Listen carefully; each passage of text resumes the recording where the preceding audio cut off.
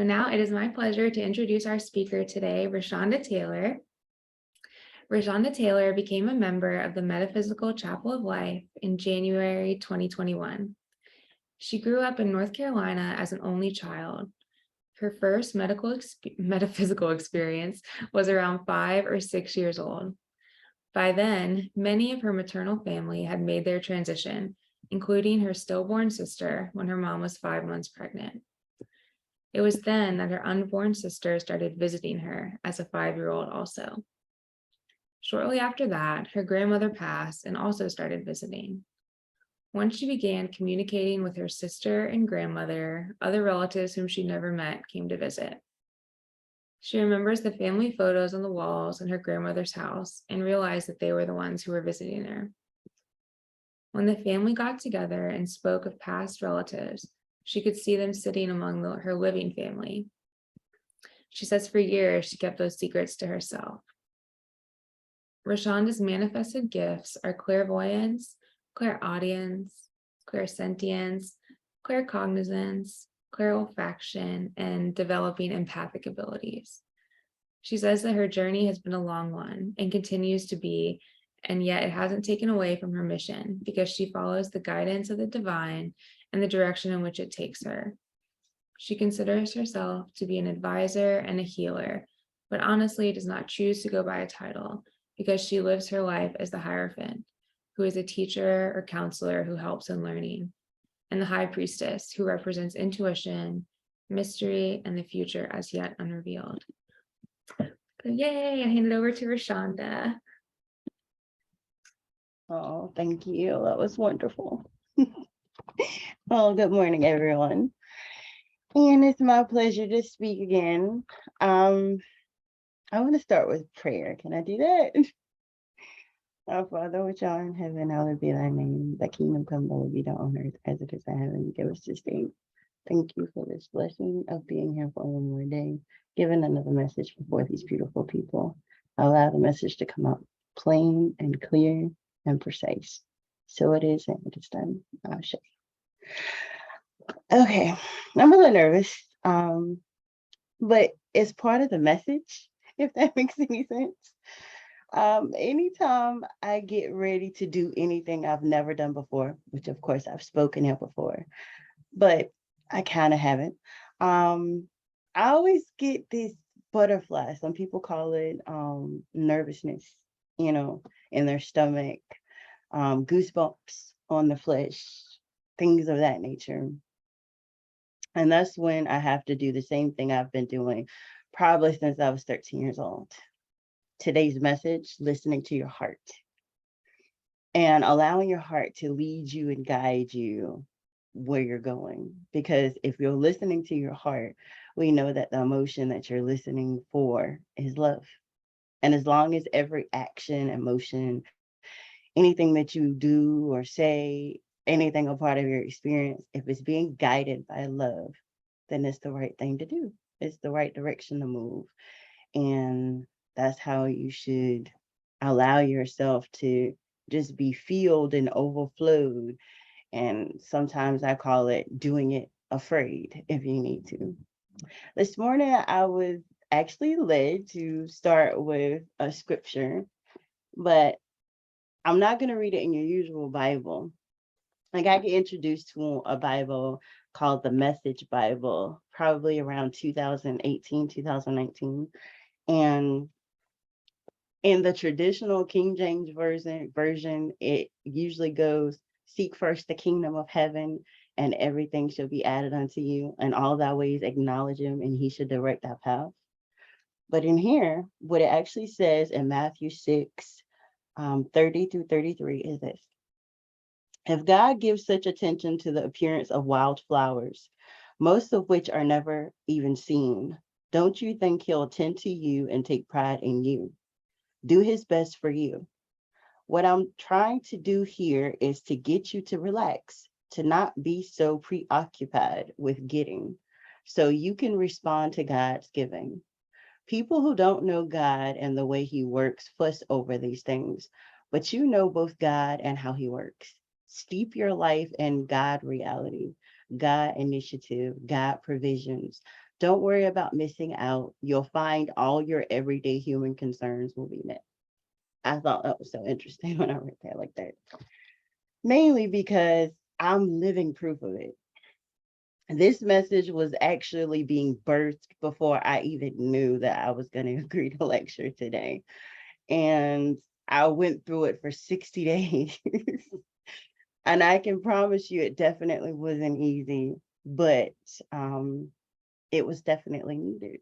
And sometimes that's what we need, the thing that's not pretty. The tower moment in tarot, where it simply means that everything may crash, it may burn, whether it's in your health, your wealth, your happiness, your success, your love, your self love, or even your belief system. Something that may have been going smooth and easy and felt so effortless may have to become sharp edged, kind of like a glass falling into a million pieces when it hits the floor, only for you to find that one piece of glass. And I don't really know a lot about art, but Divine is bringing it to me right now, that some artists actually use this little pieces of glass to make art pieces that come out spectacular. People, I believe, pay billions of dollars for them.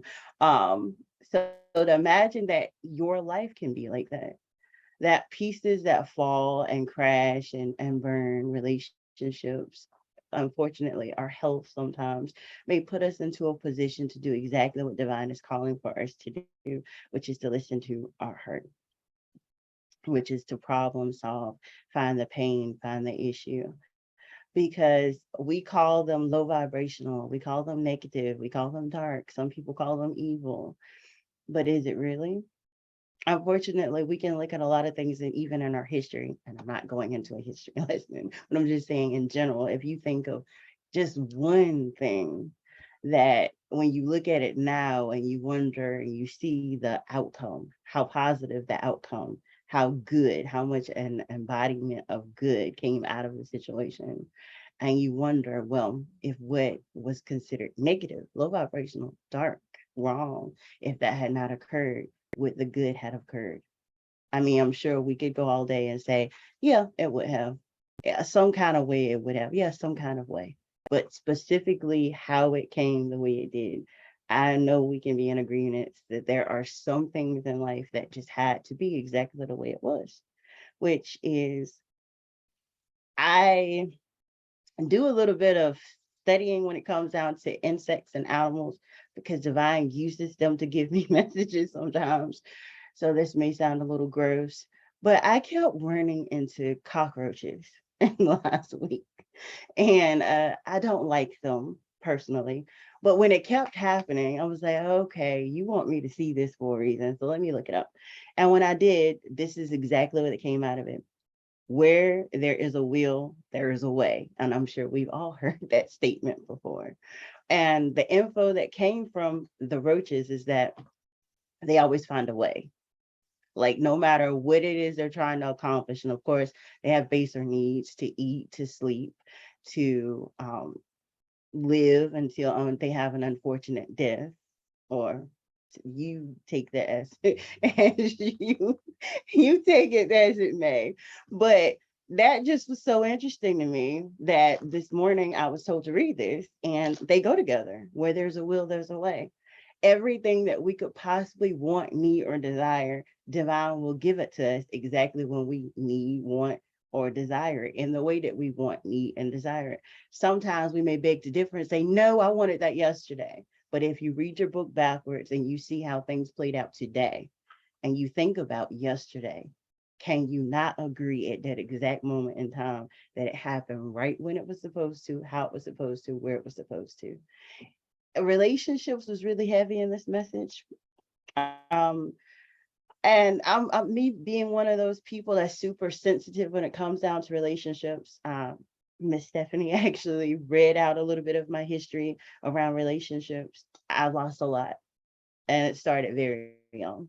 So for me, when I get super close to people, it's kind of hard for me to want to cut cords and want to leave people behind or have people leave me behind. But what I've had to learn again in the last 60 days is we have to stop looking at it from that point of view. when it comes down to anything that may change or shift, because that's the only constant that we have in this life experience, is change. Things can't remain the same. They can upgrade and become better and greater and more wonderful. Unfortunately, they can become actually pretty bad. And when they become pretty bad, that's actually a sign that it's time for it to go. I've heard the saying, if you love it, let it go. If it's meant to be, it'll come back again.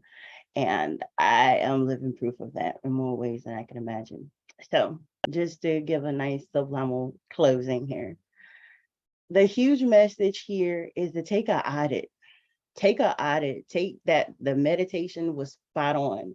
Take the time, especially if things don't necessarily seem like they are baselined or going in kilter. They don't seem like they're on kilter.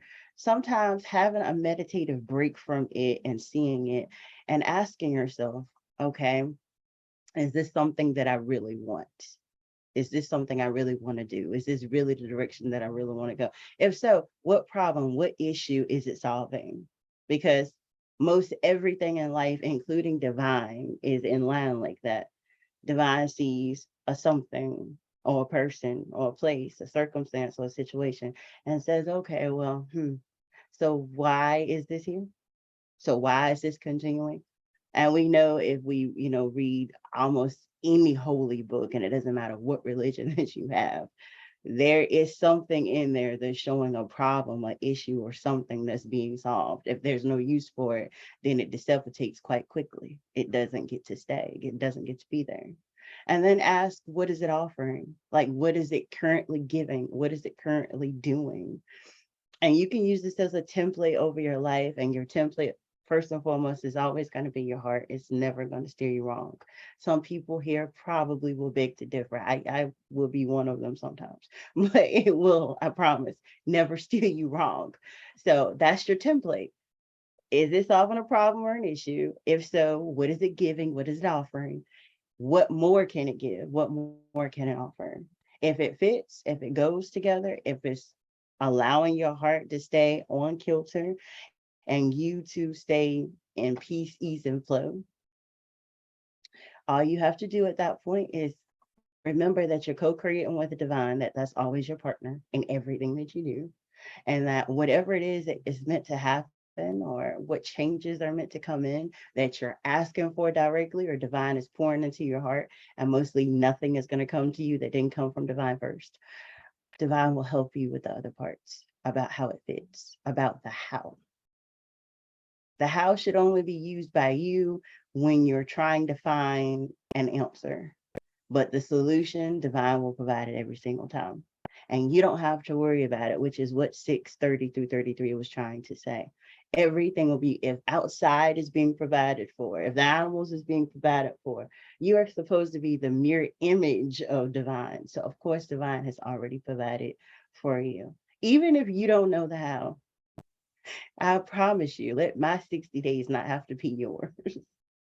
So I'm going to leave this beautiful message with you guys. Hopefully it covers everything that you need to know for today. I love you all, and I'll close with that.